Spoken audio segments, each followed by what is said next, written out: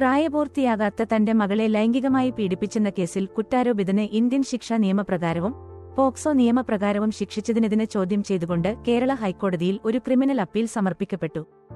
ഈ കേസിൽ ഉയർന്നുവന്ന പ്രധാന ചോദ്യം വിചാരണക്കോടതി കുറ്റാരോപിതന് IPC പ്രകാരവും അതുപോലെ തന്നെ പോക്സോ നിയമപ്രകാരവും ശിക്ഷ വിധിച്ചത് ന്യായമാണോ എന്നതായിരുന്നു.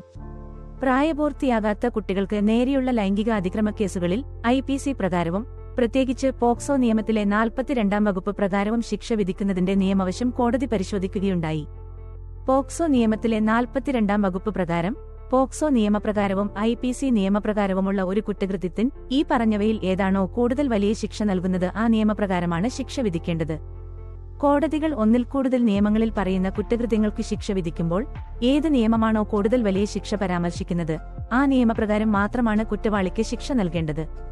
അതായത് കുറ്റാരോപിതൻ 2 നിയമങ്ങൾക്ക് കീഴിൽ വരുന്ന കുറ്റകൃത്യം ചെയ്താൽ അവയിലേതാണോ കൂടുതൽ ശിക്ഷ നൽകുന്നത് ആ നിയമപ്രകാരമാണ് അയാൾക്ക് ശിക്ഷ നൽകേണ്ടത്.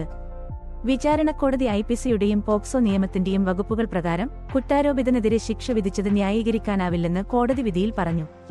IPC നിയമപ്രകാരമുള്ള ശിക്ഷ റദ്ദാക്കിയ കോടതി കുറ്റാരോപിതന് പോക്സോ നിയമപ്രകാരം നൽകപ്പെട്ട ശിക്ഷ തിരുത്തി അത് 20 വർഷത്തെ കഠിന തടവാക്കി ഉത്തരവിട്ടു.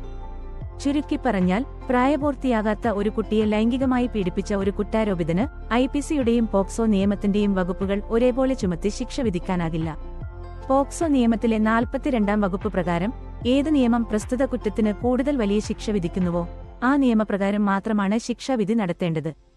ഈ വീഡിയോ ഉപകാരപ്രദമാണെന്ന് തോന്നിയാൽ ദയവായി ലൈക്ക് ചെയ്യുകയും മറ്റുള്ളവരുമായി പങ്കിടുകയും ഇതുപോലുള്ള കൂടുതൽ നിയമപരമായ വിവരങ്ങൾക്ക് ഞങ്ങളുടെ ചാനൽ സബ്സ്ക്രൈബും ചെയ്യുക.